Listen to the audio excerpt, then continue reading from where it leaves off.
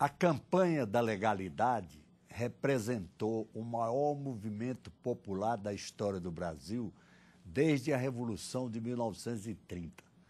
A reação do governador do Rio Grande do Sul, Leonel Brizola, ao golpe dos ministros militares para impedir a posse do presidente João Goulart na presidência da República após a renúncia do presidente Jânio Quadros, no dia 25 de agosto de 1961, mudou a história política brasileira. A firmeza de Brizola no episódio fez dele o líder nacional e retardou a conspiração de direita que somente se concretizou com o golpe de 1964. Para debater o tema, convidamos o deputado André Figueiredo, do PDT do Ceará, e o historiador Antônio Barbosa. Deputado André Figueiredo, como é que o senhor vê esse episódio, já há quase 60 anos que se passou, né? Esse da legalidade.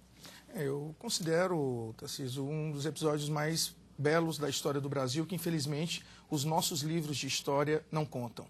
Eu recordo bem que logo meados da década de 80, eu queria me definir por um partido político e comecei a estudar a vida do Brizola. Ele tinha acabado de ser eleito governador do Rio de Janeiro, né, no retorno dele do exílio, e via naquela história que a gente começava a ver em alguns poucos escritos, que as fontes já não eram muito fartas, a gente vê aquela manifestação, aquele ato de coragem que o Brizola, em 1961, 50 anos atrás, nós tínhamos já naquela pessoa, Brizola não tinha sequer 40 anos de idade ainda, nós já víamos aquela força, aquela vontade de construir um Brasil da legalidade, um Brasil da justiça social, um Brasil onde os poderosos, as classes conservadoras, elas não teriam necessariamente que estar no poder à custa do que custasse, à custa da força. Brizola, com aquela ação, ao mobilizar toda a população gaúcha, e mais que isso, ao trazer, através de uma rede de rádios, toda aquela mensagem contra um poder que já estava querendo,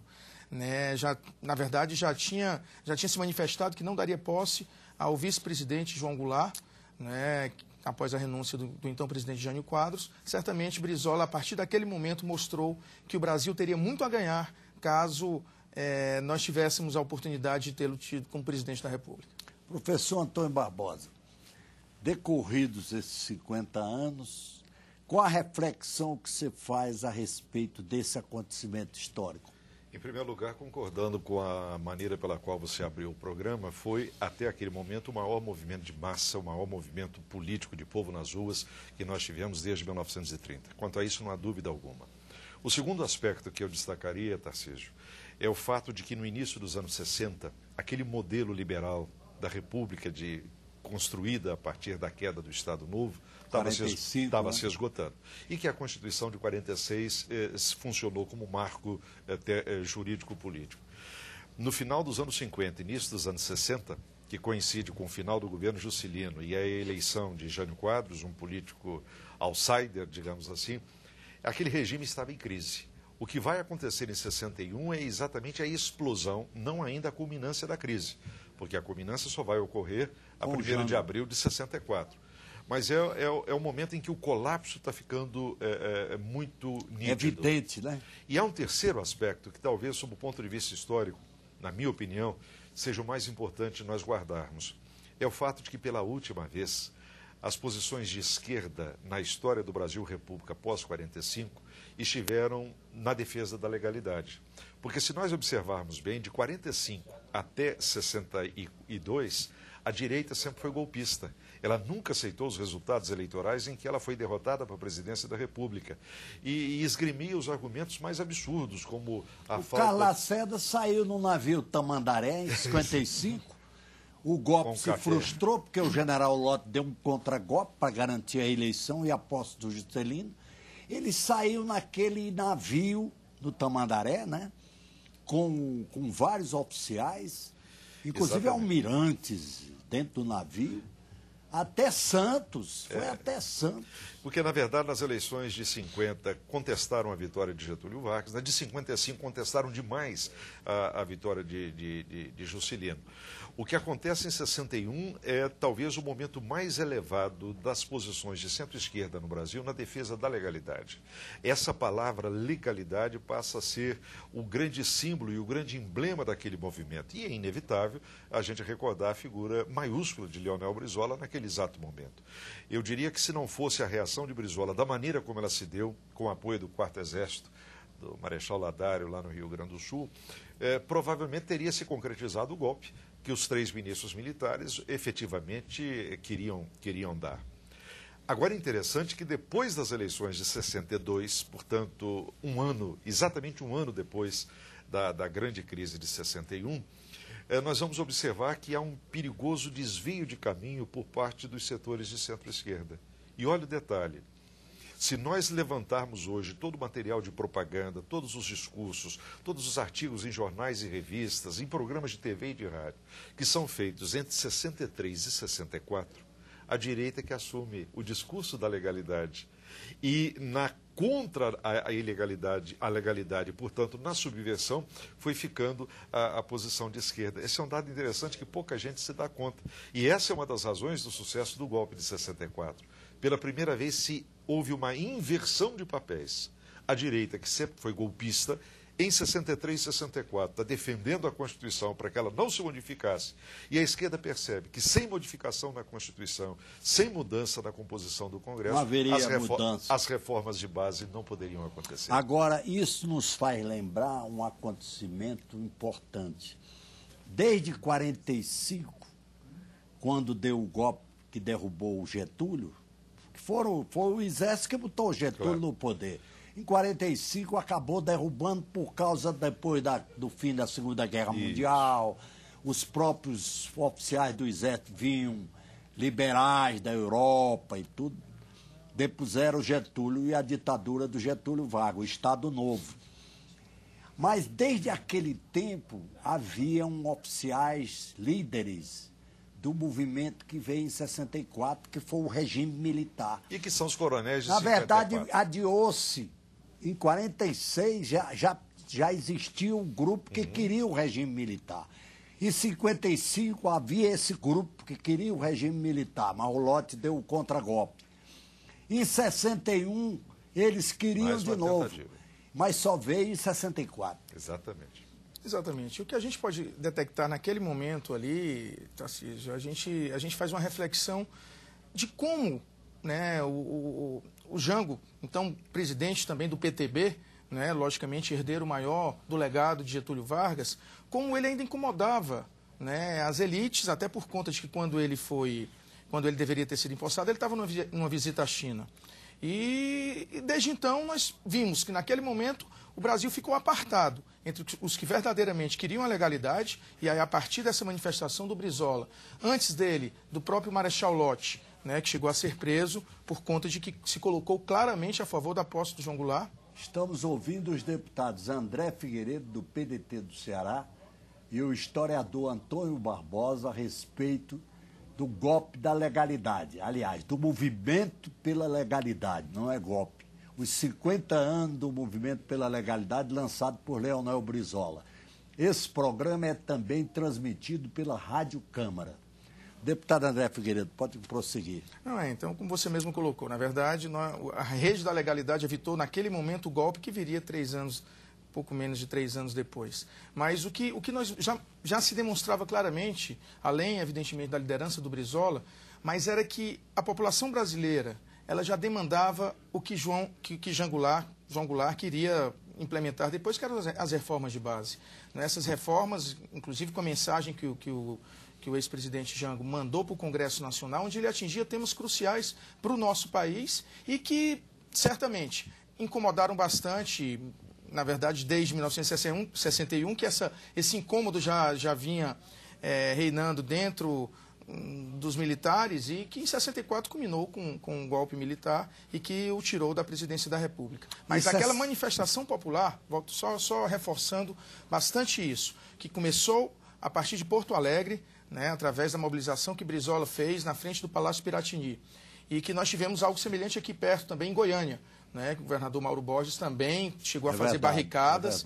Né, e que em vários locais nós já começávamos a ver em todos os locais, alguns setores estudantis, sindicais se manifestando. Aquilo ali eu considero, como o professor já colocou aqui, um dos movimentos mais bonitos da história do nosso país e que a gente precisa resgatar. Esse cinquentenário considero extremamente importante para que os livros de história da nossa rede educacional básica possam relatar isso como um dos momentos mais importantes da nossa história. Em 64, eu tive um encontro premonitório.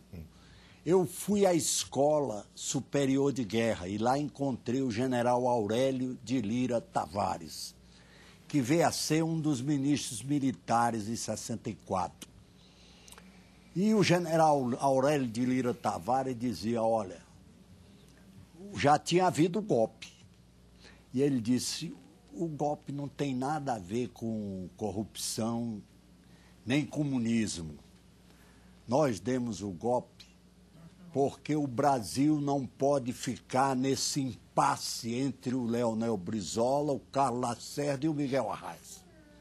O país não demarra, não se desenvolve economicamente por causa do impasse gerado pela disputa política dessas três lideranças. Não foi premonitório? Foi premonitório, embora eu não concorde integralmente com o ponto de vista dele. Na verdade, Tarcísio, eu acho que a gente tem que levar em consideração o seguinte aspecto. No início dos anos 60, o Brasil, como alguém já disse, estava irreconhecivelmente inteligente. Ou seja, a fisionomia do país estava se alterando. São milhões de brasileiros que estão vindo do campo para as cidades. Está mudando a formatação, a configuração. A urbanização, né? É um processo aceleradíssimo de urbanização, sustentado por uma industrialização que começou no Estado Novo.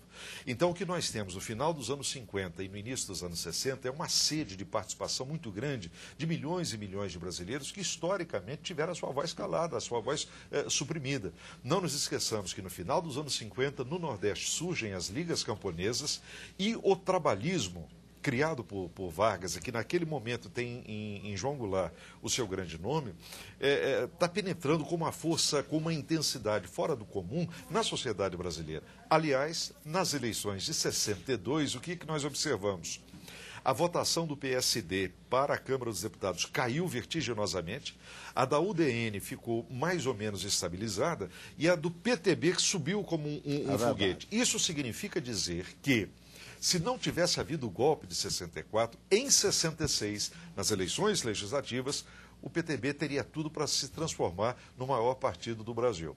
Eu acho que é essa luta ideológica a favor e contra o trabalhismo, que é a grande corrente política do Brasil contemporâneo, é o trabalhismo, num certo sentido, não é apenas o PDT ou o PTB. O PT hoje é trabalhismo. O PT é a nova versão. Representa o trabalhismo. Desse trabalhismo. Então, o que aconteceu em 62 foi que o PTB, o trabalhismo, digamos assim, está ganhando muita intensidade. A bancada que ele vai eleger em 62... O Getúlio Vargas tinha uma visão, né? Muito grande. A bancada que o PTB elege em 62 é ideológica, fundamentalmente, e cada vez menos fisiológica. Enfim, eu acho que é desse embate que está acontecendo no Brasil no início dos anos 60 que vamos ter a culminância do golpe em 64. O programa Brasil em Debate houve os deputados André Figueiredo, do PDT do Ceará, e Antônio Barbosa, aliás, o historiador Antônio Barbosa, que é professor da Universidade de Brasília, sobre o movimento da legalidade, ensaiado, deflagrado pelo governador do Rio Grande do Sul, Leonel Brizola. Esse programa é também transmitido pela Rádio Câmara. André Figueiredo. Eu concordo praticamente com tudo que o professor, lógico, com um grande historiador que ele é, o professor Antônio, tem passado isso para a gente. Eu só queria contrapor quando se coloca que o PT hoje ele tem uma certa herança do trabalhismo, até porque ele os nega, né? Pelo menos os princípios históricos do nosso trabalhismo, boa parte do PT tem essa negação. Né? Então, eu vejo que hoje em dia, lógico, somos um partido que não estamos no poder a nível de presidência da República. O PDT faz parte do governo da presidenta Dilma. Mas o PDT tem um legado, a partir de Getúlio, de João Goulart e de Brizola, nossos três maiores líderes políticos, que é um legado que nós queremos, inclusive, aprofundar, aproveitando esses 50 anos da legalidade, para que aí sim possamos atualizar todos aqueles nossos princípios, para que possamos, inclusive, atualizar nossa Carta de Lisboa, fazendo uma recuperação do verdadeiro trabalhismo, que, como bem disse o professor Antônio aqui, a gente poderia ter...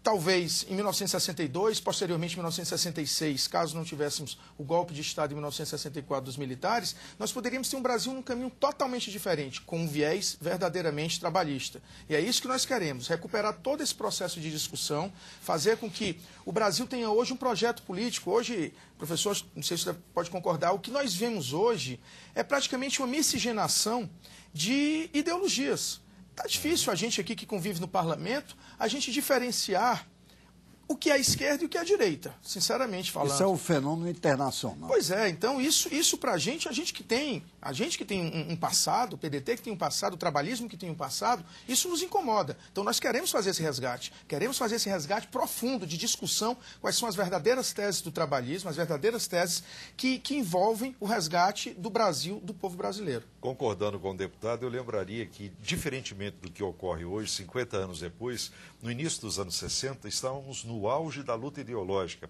E não nos Guerra Fria. E não nos esqueçamos entre os Estados Unidos e a antiga União Soviética. No mesmo ano da legalidade, da crise da renúncia de Jânio Quadros, nós tivemos a mudança de rota da Revolução Cubana. A Revolução era de 59, mas em 61, Fidel Castro assume o marxismo e passa a trabalhar proximamente com a União Soviética.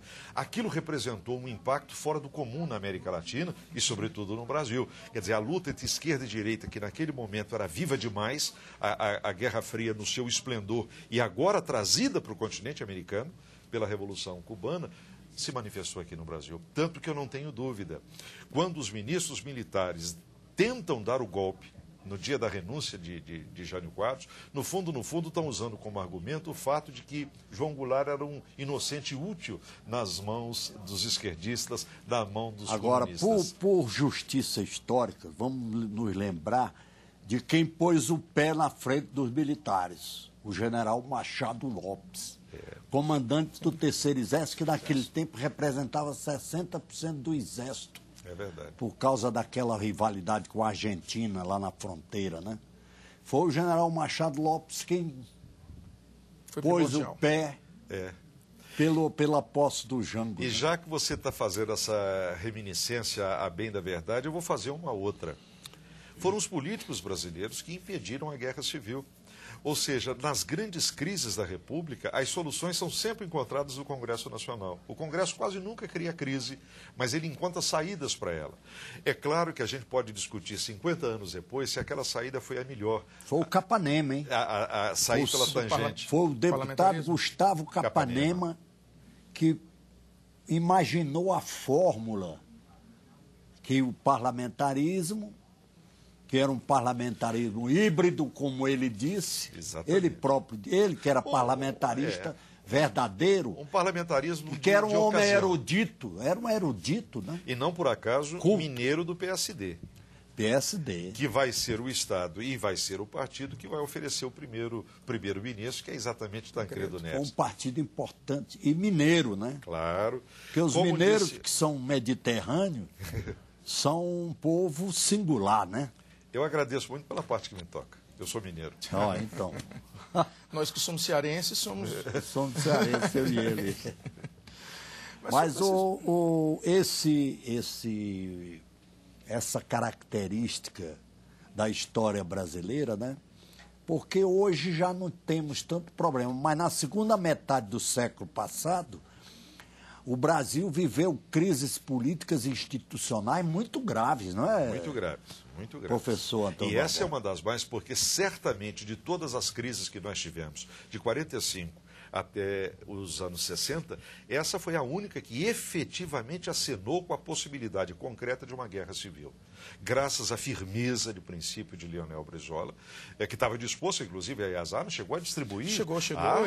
Ele pediu a Tauro, uma agência, 3 mil revólveres, calibre 38, mas era um armamento muito fraco em comparação com o que poderia... na base aérea de Canoas, os aviões chegaram a ser carregados. E naquele momento, os sargentos, na madrugada, conseguiram secar os pneus dos aviões, porque eles estavam dispostos. Gravações foram tiradas onde se dizia claramente, iam pulverizar o Palácio Piratini.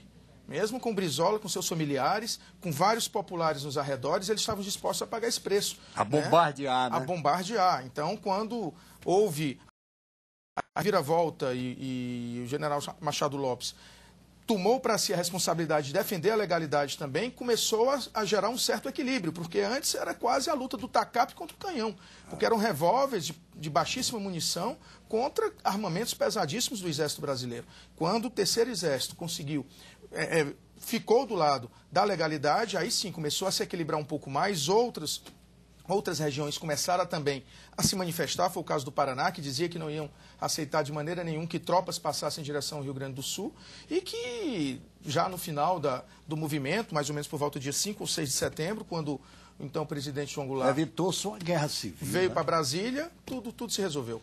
E E através o do Brasil parlamentarismo. E até o último instante, mentes insanas imaginavam a possibilidade de matar João Goulart, né? A Operação Mosquito, né? Para atingir o avião que o ia trazer de Porto Alegre a Brasília. Isso aí já devia ser influência daquele brigadeiro famoso, Bournier, que teve uma influência nefasta dentro da aeronáutica. E lembrar outra coisa também, não é, para que o telespectador, sobretudo mais jovem, compreenda um pouco mais essas figuras que estão em cena e sobre as quais nós estamos falando aqui. Numa época em que se votava em separado para presidente e para vice-presidente, João Goulart, o responsável maior pelo legado de Getúlio a partir de 54, foi eleito 2 vezes vice-presidente da República. E o Jânio deu o golpe porque sabia que os militares não iam deixar o Jango assumir. Exatamente. Era um golpe preparado, concebido por ele. Ele negou isso a vida inteira, mas todo mundo, claro, todos nós sabemos que era verdade. Ele deu um golpe porque sabia que os ministros militares não dariam posse ao João Goulart. A desconfiança desses setores, digamos, reacionários da direita brasileira em relação ao João Goulart começa em 53, quando ele era ministro do Trabalho e fez aquele aumento de 100% do salário mínimo. Exatamente. Nas eleições de 55, Goulart, para vice, teve mais votos do que Juscelino para presidente. E a conspiração contra o Getúlio, por causa do salário mínimo, foi muito grande, acabou dando tiro no coração. É verdade. É isso. São todos esses legados que até hoje são questionados. O suicídio do velho questionados. Vargas, né? Uhum. São todos esses legados do trabalhismo que são questionados. A valorização do salário mínimo, direitos dos trabalhadores, como 13º, férias, enfim, que são sempre questionados como se o trabalhador quisesse sempre ter que pagar a conta, né? E então, isso são legados do verdadeiro trabalhismo. Assim, E que a sem gente contar que a indústria de base do Brasil confundiu o salário mínimo com o comunismo. É um cúmulo, né? Bom, mas típico da Guerra Fria. Nosso tempo está chegando ao fim. Naquele tempo era a Guerra Fria, não tinha dúvida. Então, nosso tempo chegou ao fim. Eu queria aqui agradecer a presença do deputado André Figueiredo, do PDT do Ceará, e do professor Antônio Barbosa, historiador renomado aqui em Brasília. Muito obrigado pela audiência e até o próximo Brasil em Debate.